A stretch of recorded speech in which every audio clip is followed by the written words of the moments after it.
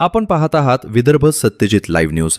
आमचे मुख्य संपादक उद्धव फंगाळ माऊली यांनी दिलेल्या माहितीनुसार कामगार मंत्र्यांच्या होमटाऊनमध्येच कामगाराचा मृत्यूचा संघर्ष।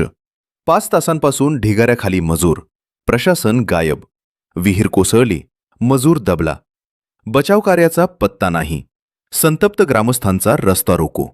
राज्याचे कामगार मंत्री आकाश फुंडकर यांच्या खामगाव शहरालगत घडलेल्या एका धक्कादायक घटनेमुळे प्रशासनाच्या कार्यपद्धतीवर गंभीर प्रश्नचिन्ह निर्माण झाले आहे।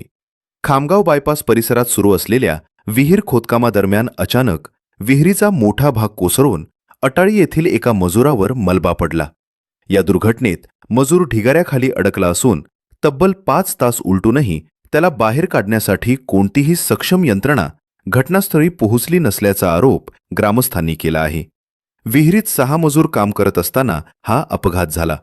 5 मजूर बचावले, मात्र 1 मजूर मलब्याखाली दबला गेला। घटनेनंतर प्रशासनाच्या ढिसाळ कारभाराविरोधात संतप्त ग्रामस्थांनी रस्ता रोको आंदोलन सुरू केले आहे। कामगारांच्या सुरक्षेची जबाबदारी असलेल्या मंत्र्यांच्या होमटाऊनमध्येच एका कामगाराचा जीव टांगणीला लागलेला असताना बचाव यंत्रणा कुठे आहे, असा संतप्त सवाल नागरिकांकडून उपस्थित केला जात आहे। घटनेमुळे परिसरात तीव्र संतापाचे वातावरण निर्माण झाले आहे। मोहन शिवाजी मुंडे। कोणाची विहीर आहे? विहीर कोणाची हे माहीत नाही, फक्त आम्ही कामावर मजूर आहोत। कोणाकडे ठेकेदार कोण आहे? मेन ठेकेदार नाही माहीत, आम्ही मजूर आहोत। कोणाकडनं आले असतो तुम्ही? आम्ही आमच्या गावातल्या ठेकेदाराकडून। किती मजूर काम करत होते इथं? इथं 6 जण। कोण कोण? 6 गावामधले 6 कोणत्या गावातले? अटाळीमध्ये। आता जे विहीर कोसळली हे कशामुळे कोसळलेली आहे? जी भरती ओव्हरलोड होईल। जे विहिरीमध्ये माणूस पडलेला आहे त्याचं नाव काय? त्याचं नाव भगवान महादेव दांदळे। गजानन सदाशिव भाकरे। काय झालं होतं नेमकं विहिरीवर? नेमकं विहिरीवर की आम्ही इकून बांधत होतो, तो टोपला देऊन वापिस चालला होता। तर तेवढ्यात ती विहीर घसायला लागली, या गळ्यात माहीत पडलं, यानं मला धक्का दिला, तो तिकडे गेला, आम्ही इकडे पडलो। तेवढ्याच टायमात पूर्वी विहीर खाली गेली। किती लोक ते विहिरीवर काम करायसाठी? 6 टोटल 6 लोक। तो माणूस धरून 6। आता बाकीचे लोक सुरक्षित आहेत सगळे? 5 जण।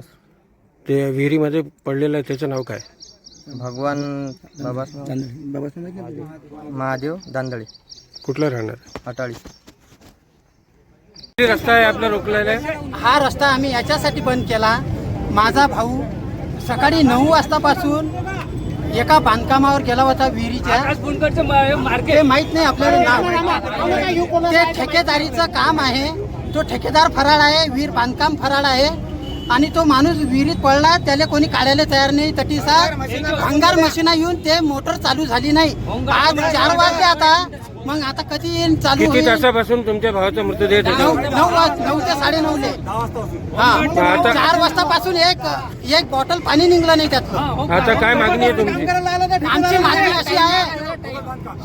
आमची मागणी अशी आहे की ते बांधकाम बोगस आहे। त्या बांधकामावर माझा भाऊ मेला की नाही, तो ठेकेदार पहिले अटक, तो अटी आणा, त्याचा तो विहिरी बांधकाम 2। दुसरी गोष्ट म्हणजे तटी कोणतीच यंत्रणा पोहोचली नाही पाणी काढण्यासाठी।